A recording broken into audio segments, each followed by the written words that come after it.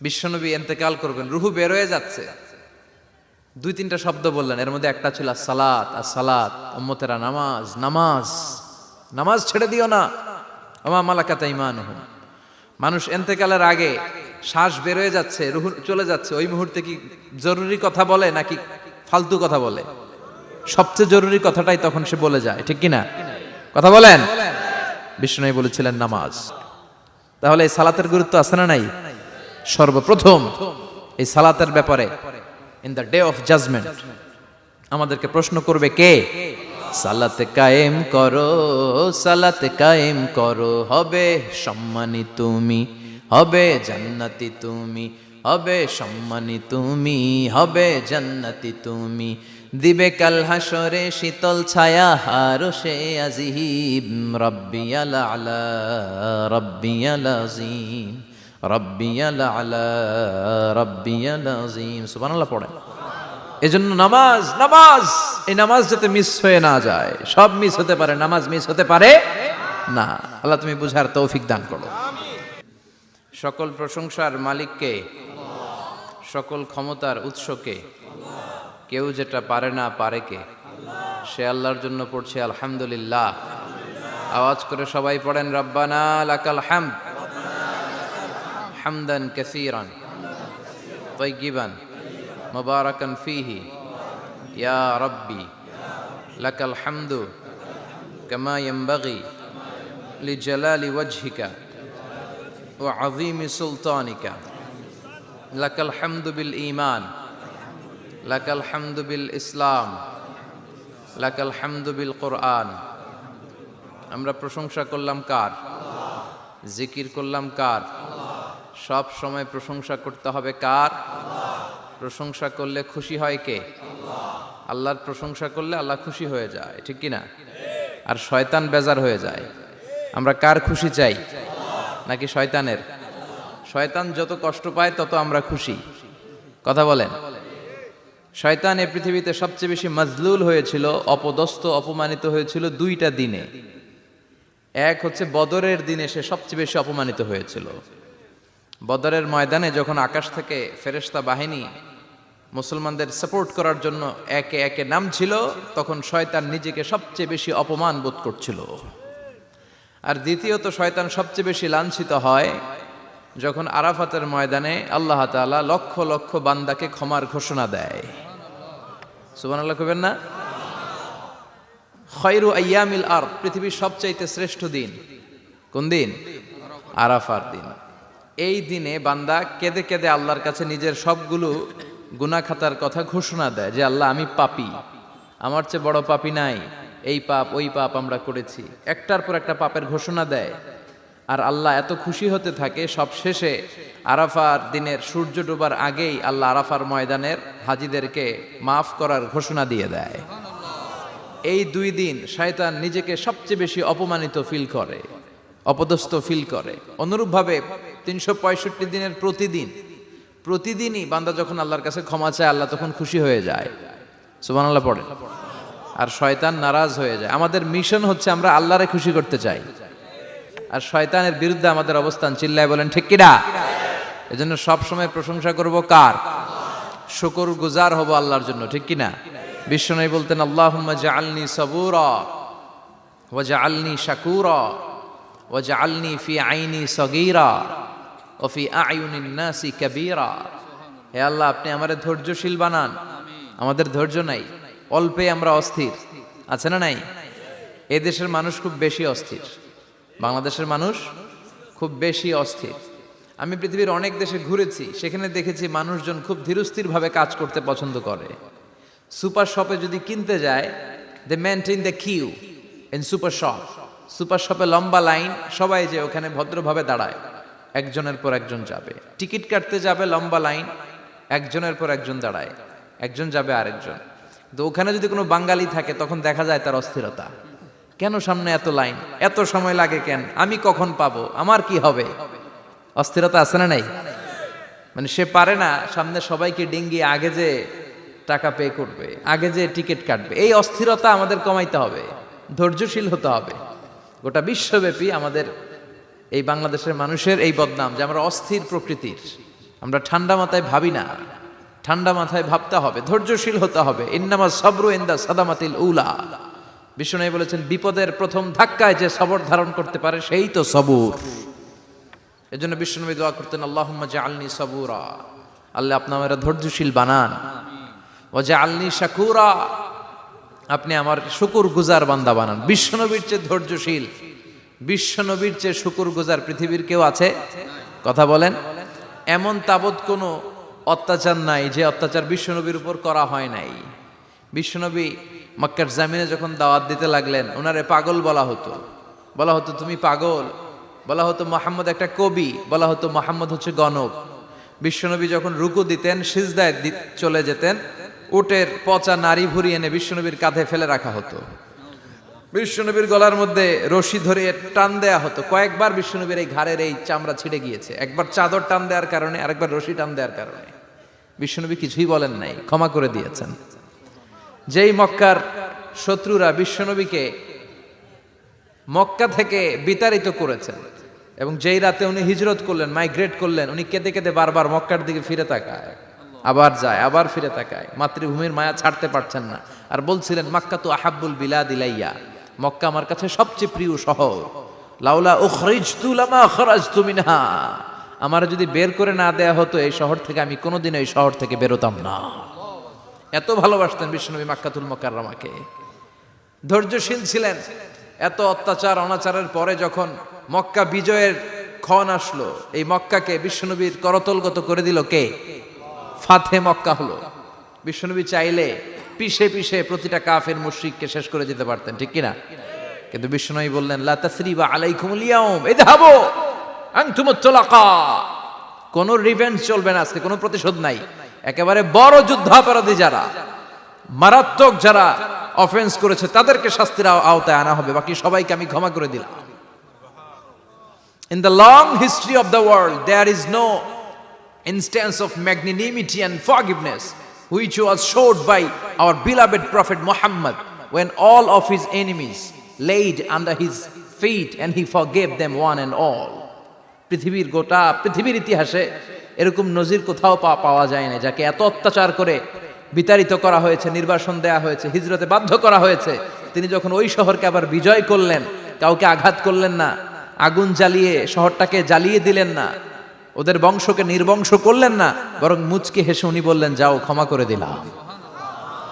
কি ধৈর্যশীল ছিলেন। আবার দোয়াও করতেন, আল্লাহুম্মা জাআলনি সাবুরা, আল্লাহ আপনি আমার ধৈর্য বাড়ায় দেন, ওয়া জাআলনি শাকুরা, আপনি আমার শুকরগুজার বানান, ওয়া জাআলনি ফি আইনি সাগীরা, আল্লাহ আমার চোখে আপনি আমারে ছোট বানান, ওয়া ফি আয়ুনিন নাসি কাবীরা, আল্লাহ মানুষের চোখে আপনি আমারে বড় বানান। কি মানুষ ছিল, নিজের চোখে নিজে ছোট থাকতে চাইতেন। আমরা নিজের চোখে নিজের বড় মনে করি, এরকম ডাকাইত আছে না নাই? নিজেরাই নিজে মনে করে কত বড় সাহেব, লাট সাহেব। মান তাওয়াদা তারাফা, এটা হচ্ছে সুন্নাতুল্লাহি ফিল আরদ। মান তাওয়াদা তারাফা, যে নিচে নেমে থাকতে চায় আল্লাহ ওরে টেনে উপরে উঠায়, আর যে খালি উঠতে চায়, হিংসা করে অহংকার করে উপরে ঠেলতে চায়, ওরে নিচে নামায় দেয় কে? সাইয়েদনা আদমকে আল্লাহ বললেন, আদম সাল্লিমা আলা উলাইকান নাফার লাম্মা খালাকাল্লাহু আদামা ওয়া কানা তুলহু 60 যিরাআন, নিচে নেমে গেলে যে উপরে ওঠে, আর উপরে উঠতে চাইলে যে নিচে নামে। উদাহরণ দেখেন, আদম আলাইহিস সালামকে তৈরির পর আল্লাহ বললেন, আদম সাল্লিমা আলা উলাইকান নাফার, এই ফেরেশতাদের সালাম দাও। কি দাও? সালাম দাও। কোনো প্রশ্ন নাই, আল্লাহ সালাম দিব কেন? ফেরেশতারা আমারে দিব না কেন? আমি আগে দিব কেন? কথা আছে কোনো? যেই সালাম দিলেন, সালাম দেওয়ার সাথে সাথে ওনার মর্যাদা বাড়িয়ে দিল কে? এত মর্যাদা বাড়ালেন যে নূরের ফেরেশতারা মাটির আদমকে সেজদা দিতে বাধ্য হয়েছে। চিৎকার করে বলেন ঠিক কিনা? তুমি মাটির আদমকে প্রথম সৃষ্টি করিয়া ঘোষণা করিয়া দিলে শ্রেষ্ঠ বলিয়া, তাই তো নূরের ফেরেশতা করে আদমকে সেজদা, সবার চেয়ে সম্মান দিলে মাটির আদমকে। আল্লাহু আল্লাহু পড়েন, আল্লাহু আল্লাহু তুমি জাল্লে জালালুহু, শেষ করা তো যায় না গে তোমার গুণগান। আল্লাহু আল্লাহু, সুবহানাল্লাহ পড়েন। কি সম্মান আল্লাহ বাড়াই দিলেন। আল্লাহ বললেন, আদম আজকে থেকে তুমি আশরাফুল মাখলুকাত, তুমি খলিফাতুল্লাহ ফিল আরদ, তুমি পৃথিবীতে আমার খলিফা, ভাইস জেরেন্ট অফ আল্লাহ, আল্লাহর খলিফা, আল্লাহর আহকামগুলো পালনের জন্য ভাইস জেরেন্ট। চুরি করলে হাত কেটে দাও, কার আইন? এই কাজ আদম তুমি দুনিয়াতে যেয়ে করবা। জিনা করলে ডেথ পেনাল্টি, হেড অফ, শিরোচ্ছেদ করে দাও, কার আইন? খলিফা হিসেবে মানুষ এসে করবে। মানুষকে আল্লাহ আশরাফুল মাখলুকাত বানিয়ে দিলেন, নিচু হয়েছে বড় বানিয়ে দিলেন। আর শয়তানের অবস্থা কি? শয়তানকে আল্লাহ বললেন সেজদা দে আদমকে। শয়তান যুক্তি দাঁড় করিয়েছে, খালাকতাহু মিন তিন খালাকতানি মিন নার ওয়া খালাকতাহু মিন তিন। আল্লাহ আপনি আমারে বানাইছেন আগুন দিয়া, কি দিয়া? আগুনের ধর্ম উপরের দিকে ওঠে আর মাটির ধর্ম সে নিচে পড়ে থাকে, আমি কেন সেজদা দেব? শয়তানকে চিরকালের জন্য ইবলিস মালউন, অভিশপ্ত আর জাহান্নামী হিসেবে ঘোষণা দিয়ে দিল কে? এজন্য আপনি ছোট থাকতে চাইবেন, আপনারা বড় বানাবে কে? আর আপনি নিজে যদি বলেন আমি বড়, থাপ্পড় মেরে আপনারা নিচে নামাই দিবে কে? এজন্য বিশ্বনবী দোয়ায় বলতেন, আল্লাহুম্মা জাআলনি সাবুরা ওয়াজআলনি শাকুরা ওয়াজআলনি ফি আইনি সাগীরা ওয়া ফি আয়ুনিন নাসি কাবীরা। ও আল্লাহ, আপনি আমারে ধৈর্যশীল বানান, আপনি আমারে শুকরগুজার বান্দা বানান, আমার চোখে আমারে আপনি ছোট বানান, মানুষের চোখে আপনি আমারে বড় বানান। সুবহানাল্লাহ পড়েন। এজন্য সবসময় শুকরগুজার থাকার চেষ্টা করতে হবে। রাজি আছেন তো? যে কোনো মুহূর্তে, যে কোনো পরিস্থিতিতে আমরা শুকরিয়া করব কার? চিল্লায় বলেন কার? আমরা যেন বেশি বেশি আল্লাহ তাআলার শুকরিয়া আদায় করতে পারি। আল্লাহ তুমি তৌফিক দাও। সবাই পড়ি আমিন। উত্তর চান্দোলা হিলফুল ফুজুল ইসলামী সংগঠনের উদ্যোগে আজকের এই তাফসীরুল কোরআনের প্রোগ্রাম। হিলফুল ফুজুল নামটা আমার বড্ড প্রিয়। বিশ্বনবী যখন 15 কিংবা 20 বয়স, কোনো বর্ণনায় এসেছে 15, কোনো বর্ণনায় 20, তখন তিনি একটা ছাত্র সংগঠন করেছিলেন, ইয়াং স্টারদের একটা অর্গানাইজেশন করেছিলেন। ওটার নাম তিনি দিয়েছিলেন হালাফুল ফুদুল। হালাফুল ফুদুল, ওইটারই আমরা বাংলায় কি বলি? হিলফুল ফুজুল। হালাফ মানে শপথ, oath, we take an oath in the name of Allah, আল্লাহর নামে শপথ নেয়ারে বলে হালাফ। আর ফাদিলা, ফাদলুন, এগুলোর প্লুরাল হচ্ছে ফুদুল। ফুদুল মানে ভালো কাজ। ভালো ভালো কাজের উপর বিশ্বনবী যুবকদেরকে একত্রিত করলেন যে মক্কা শহরে কোনো টেন্ডারবাজি চলবে না, কোনো চাঁদাবাজি চলবে না, দুর্বলের উপর সবলের অত্যাচার চলবে না, জালিমের জুলুম চলবে না, হত্যা চলবে না, ধর্ষণ চলবে না, রাহাজানি চলবে না। মক্কা শহরটারে শান্তির শহর বানাতে হবে। যুবকরা এই দায়িত্ব কাঁধে নিয়েছে। কারা? মুরব্বীরা না, যুবকরা। যুবকদের আছে প্রাণ ঢালা উচ্ছ্বাস, অনেক শক্তি। এজন্য যুবকদেরকে ভালো কাজে আসতে হবে। যুবকরা চাইলে এই দেশের চেহারা পাল্টে দিতে পারে। এদেশে যুবক ভোটার আছে কয়জন জানেন? নতুন করে যুবক ভোটার হয়েছে 2 কোটি। কয় কোটি? 2 কোটি না? Can you imagine that? কল্পনা করতে পারেন? They can change Bangladesh, they can change the face of Bangladesh. তারা 56,000 বর্গ মাইলের এই বাংলাদেশের চেহারা পাল্টে দিতে পারে। তাদের অনেক শক্তি। এই জন্য যুবকদের এই শক্তি কাজে লাগাতে হবে। ফেন্সিডিল, গাঁজা, ইয়াবা, হিন্দি সিনেমা, এগুলোর পিছনে দৌড়ানো যাবে, পর্নোগ্রাফির পিছনে ছোটা যাবে। যুবক বয়সে ভয় করতে হবে কারে? চিল্লায় বলেন কাকে? আল্লাহ আমার যুবক ভাইদেরকে তুমি তৌফিক দাও। বিশ্বনবী এই হালাফুল ফুদুল তিনি গঠন করলেন মক্কাতুল মুকাররমাতে। পুরো মক্কা শহরটা শান্তির শহর হয়ে গেল। সুবহানাল্লাহ। আল্লাহ উত্তর চান্দোলা হিলফুল ফুজুল ইসলামী সংগঠনকে তুমি কবুল করো। আজকের প্রোগ্রামের সভাপতিত্ব করছেন আল্লামা অধ্যক্ষ গোলাম সরোয়ার সাইদি পীর সাহেব, আড়াইবাড়ি দরবার। আমার প্রিয় নানা ভাই আলোচনা করেছেন, বয়ান করেছেন। আল্লাহ নানা ভাইকে কবুল করো। নানা ভাইটা একটু ইয়াং হয়ে গেছে না? হ্যাঁ, অনেক জায়গায় লোকজন খুব বিভ্রান্তিতে পড়ে যায়। ঘটনা কি? আপনি নানা নানা হইলেন কবে, নাতনি হইল কবে, আবার জামাই পেলেন কবে? তো আমারও বলা যে তুমি যে আমার নানা ভাই বানাইছো, আমি তো এর উত্তর দিতে দিতে কাম সারা। তো আল্লাহ আমার নানা ভাইকে তুমি কবুল করো।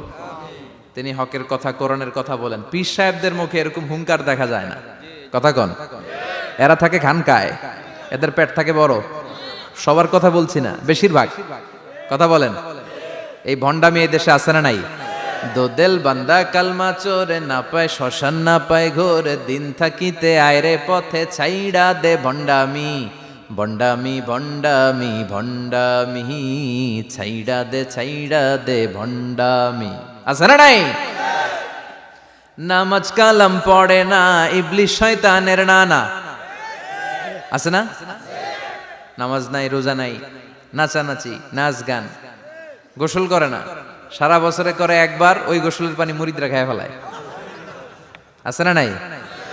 নামাজ রোজা করে না, ইবলিশ শয়তানের নানা, ধর্মের একখান খুঁটি ধইরা কয়দিন করবা হয়রানি। ভণ্ডামি ভণ্ডামি ভণ্ডামি, ছাইড়া দে ভণ্ডামি, ঠিক কি না?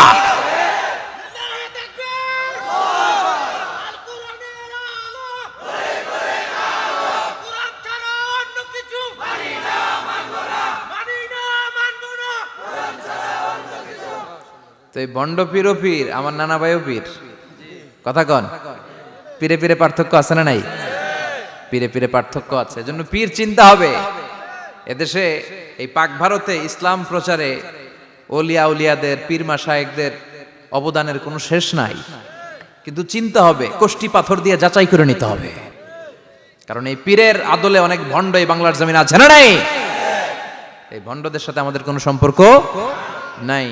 ওনার দরবারে আলোচনা হয়, সাইয়্যিদ কামালউদ্দিন জাফরি সাহেব যায়, আমরা যাই, দেশ বরেণ্য ওলামায়ে কেরামরা যায়, যারা হকের কথা বলে, যারা কোরআন সুন্নাহর আলোকে বলে, কোনো ভণ্ডামি নাই। যাবেন, প্রতি বছর যাবেন। এরপর ওই যে কেরাত সম্মেলন হবে না এবার 17ই ফেব্রুয়ারি, আমার প্রোগ্রাম যশোর। আমাকে অনেক বলেছিল থাকতে পারলে আমিও কোরআন নিয়ে কিছু কথা বলে আসতে পারতাম, শুনে আসতে পারতাম কারীদের তেলাওয়াত। যাবেন আপনারা, দাওয়াত করে দিলাম। আল্লাহ আজকের সভাপতিকে তুমি কবুল করো। তারপরে আজকে কথা বলেছে মাওলানা রফিকুল ইসলাম ভুইয়া সাহেব, আমাদের সভাপতি সিরাতুন নবী ফাউন্ডেশনের চান্দোলান। না, রফিক ভাইরে চিনে না এমন কেউ নাই, এজন্য আর কিছু বলতেছি না তার নামে। আল্লাহ রফিক ভাইরে তুমি কবুল করো। গোলাম কবির চৌধুরী আল আজহারি আসতে পারে নাই, আমার বন্ধু মানুষ, একসাথে পড়াশোনা করেছি। এরপর আমার এক মিতা মিজানুর রহমান আতিকি আমার আগে আলোচনা করেছে, আল্লাহ তাকেও তুমি কবুল করো। সালাত নিয়ে কথা বলতেছিলেন, সালাত আউয়ালু মা ইউহাসাবু বিহিল আবদু ইয়াউমাল কিয়ামাতি আস-সালাহ। কিয়ামতের দিন সর্বপ্রথম হিসেব নেওয়া হবে নামাজের, সালাতের। সালাত চিনেন তো? কুরবানির গোশত খাওয়ার মাঝখানে যেটা খায় ওইটা, হ্যাঁ, এটারে বাংলায় আমরা নামাজ বলি। কি বলি? নামাজ। বিশ্বনবী ইন্তেকাল করবেন, রুহু বের হয়ে যাচ্ছে, 2-3টা শব্দ বললেন, এর মধ্যে একটা ছিল সালাত। আর সালাত, উম্মতেরা নামাজ, নামাজ, নামাজ ছেড়ে দিও না। ওমা মালাকাত আইমানুহুম। মানুষ ইন্তেকালের আগে শ্বাস বের হয়ে যাচ্ছে, রুহু চলে যাচ্ছে, ওই মুহূর্তে কি জরুরি কথা বলে নাকি ফালতু কথা বলে? সবচেয়ে জরুরি কথাটাই তখন সে বলে যায়, ঠিক কি না? কথা বলেন। বিষ্ণু বলেছিলেন নামাজ। তাহলে এই সালাতের গুরুত্ব আছে না নাই? সর্বপ্রথম এই সালাতের ব্যাপারে in the day of judgement আমাদেরকে প্রশ্ন করবে কে? সালাত কায়েম করো, সালাত কায়েম করো, হবে সম্মানী তুমি, হবে জান্নাতি তুমি, হবে সম্মানী তুমি, হবে জান্নাতি তুমি। দিবে কাল হাসরে শীতল ছায়া আরশে আজিম। রব্বিয়াল আলা, রব্বিয়াল আযীম, রব্বিয়াল আলা, রব্বিয়াল আযীম। সুবহানাল্লাহ পড়েন। এজন্য নামাজ, নামাজ, এই নামাজ যাতে মিস হয়ে না যায়। সব মিস হতে পারে, নামাজ মিস হতে পারে না। আল্লাহ তুমি বুঝার তৌফিক দান করো।